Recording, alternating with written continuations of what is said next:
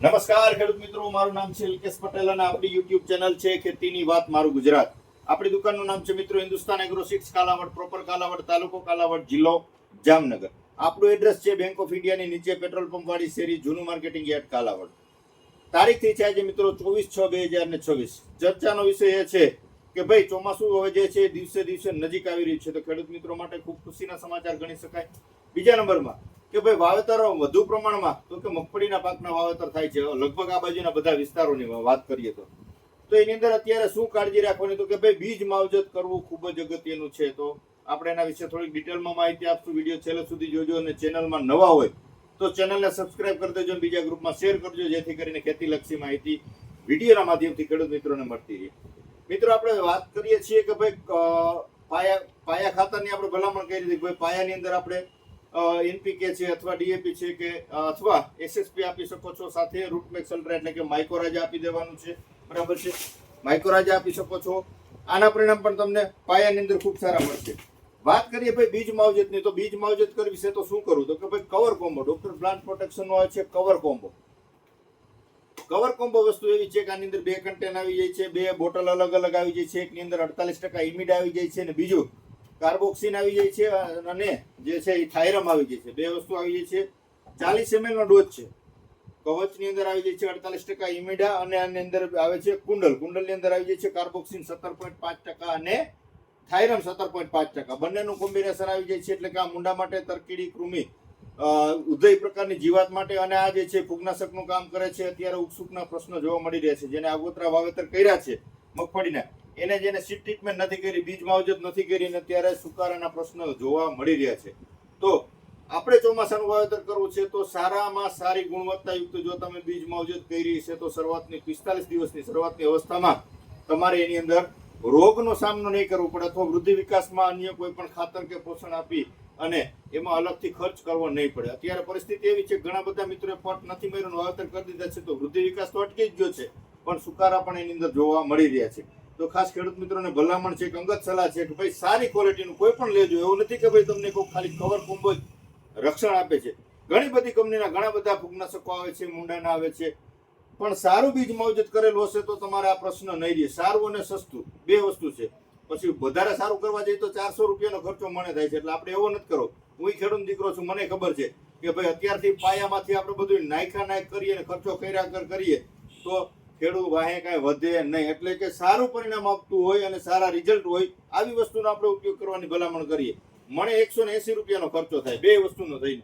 બરાબર, 40 ml આપવાનું, 40 ml 80 ml એક મને 20 કિલો આપવાનું છે, એટલે 180 રૂપિયામાં 2 આવી જાય છે. મુંડા, કૃમિ, પછી તરકીડી છે અને જે છે ઉગતા વેગ 45 દિવસમાં જે કાંઈ ચૂસ્યા પ્રકારની જીવાતું લાગુ પડે તો એની અંદર પણ રાહત મળશે. અને બીજા નંબરમાં કે ફૂગનાશકમાં પણ સારામાં સારું કામ આપશે, એટલે કે કાળી ફૂગમાં, ઉકસુકના રોગમાં તમને સારામાં સારું રક્ષણ આપશે.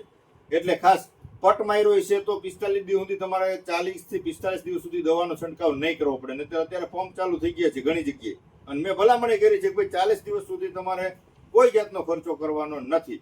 આડેધડ ખર્ચા કરવાથી કાંઈ એવું નથી કે ઉત્પાદન એનું જાજુ મળી જાય. શરૂઆતની અવસ્થામાં છે, નોર્મલ ઈયર એટક છે તો એમાંથી કાંઈ એટલી બધી નુકસાની થાય નહીં. બાકી પટ માર્યો છે એટલે ચૂસ્યા પ્રકારની જીવાત આવશે નહીં, મોલી નહીં આવે, ગળો નહીં આવે કે ચૂસ્યા નહીં આવે, આ નહીં આવે તો તમારે બીજો કોઈ અલગથી ખર્ચ કરવાનો જરૂર નથી. બરાબર છે. 45 દિવસ પછી 40 દિવસ પછી તમે જે છે ઈયળની દવા છે કે અથવા પછી 45 દિવસે વહેલી પાકતી જાત હોય તો ફ્લાવરિંગની દવા છે કે હોર્મોન છે કે ફૂગનાશક છે, આ બધું તમે 45 દિવસ પછી ચોક્કસથી વાપરી શકો છો. એની ભલામણ આપણે આગળ જે છે વરસાદ થઈ ગયા પછી આપણે ચોક્કસથી વિડીયોના માધ્યમથી કરશું. અત્યારે ખાસ ખેડૂત મિત્રોને કાળજી એ રાખવાની છે કે ભાઈ સારી ગુણવત્તાયુક્ત બિયારણની પસંદગી કરજો.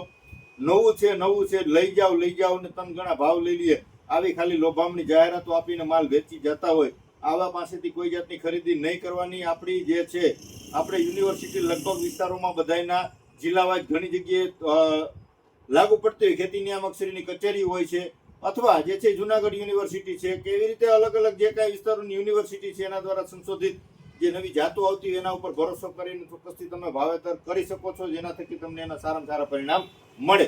બાકી કંઈક નવું જ છે, અલગથી એવું છે ને વાંથી એવું છે ને આમાં કોઈ એવું ઊંડું ઉતરવું નહીં. માત્ર માલ વેચી અને ખેડૂત મિત્રોને છેતરી ડબલ પૈસા લઈ અને પછી વહી જાય છે, એના કોઈ સરનામા હોતા નથી. એટલે આવું કાળજી રાખી અને વાવેતર કરજો. અને ખાસ ખેડૂત મિત્રોને વિનંતી કે ભાઈ દાણા જ્યાંથી લીધા હોય ત્યાંથી મારી પાસેથી લઈ ગયા હોય, કંપનીના લીધા હોય, તમારે ઘરના પડ્યા હોય, વરસાદ થયા પહેલા અત્યારે તમે ઉગાવો નાખી લેજો.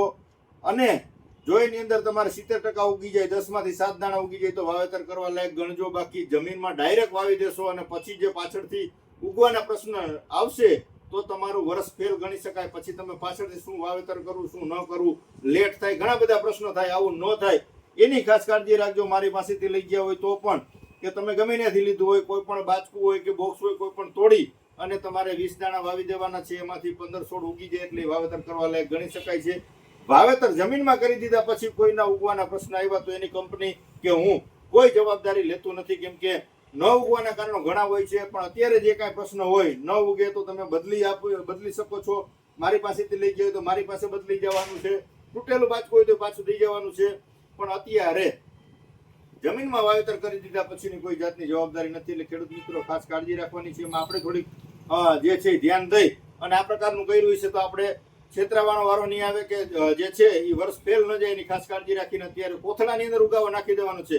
20 દાણા કોઈ પણ માંથી કાઢીને કોથળાની અંદર ઉગાવો નાખી દો એટલે ચોથે દિવસે તમારે કોટા બધા એની અંદર ફૂટી ગયા, દાણાનો કોટો ફૂટી ગયો એટલે કમ્પ્લીટ ઉગી ગયો ગણી અને તમારે વાવેતર કરવાનું છે. એટલે ચિંતા ક્યાંય એમાં આગળ જતો તમારે હેરાન થવાનો વારો આવે નહીં. તો આ પ્રકારે આપણી પાસે લગભગ જે છે કવર કોમ્બો છે કે અન્ય જે રૂટમેક્સ અલ્ટ્રા છે, માઇકોરાજા જે ભલામણ કરીએ છીએ એ છે, કે અન્ય કોઈ પણ દવા છે, ખડની દવા છે, બધી દવાઓ હાજરમાં છે. રૂબરૂ આપણી મુલાકાત લઈ શકો છો, તમારા નજીકના સેન્ટરમાં મળી જાય ત્યાંથી મેળવી શકો છો.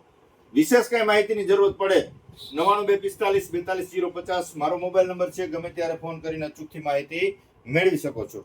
બસ આજે આટલું જ. રજા આપશો મિત્રો મને. જય જવાન, જય કિસાન.